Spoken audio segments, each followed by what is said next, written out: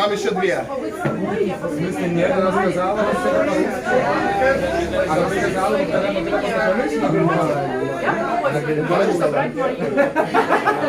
все хорошо. Никто за это не платит. Ладно, Вот именно.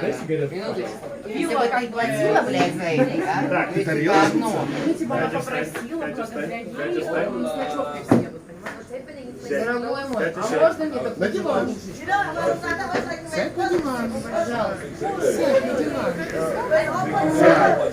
На диван. You know the best of it is every Saturday there is a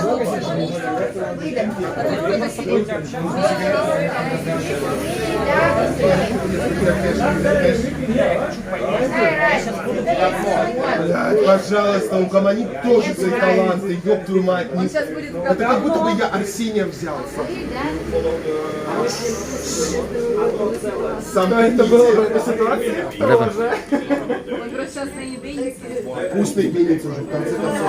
И наконец-то его выебут в жопу, и он поймет, что он гей.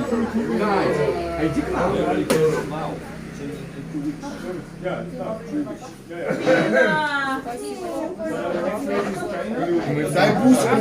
Буску дай. Посадили. Где сказали, что у вас так людей?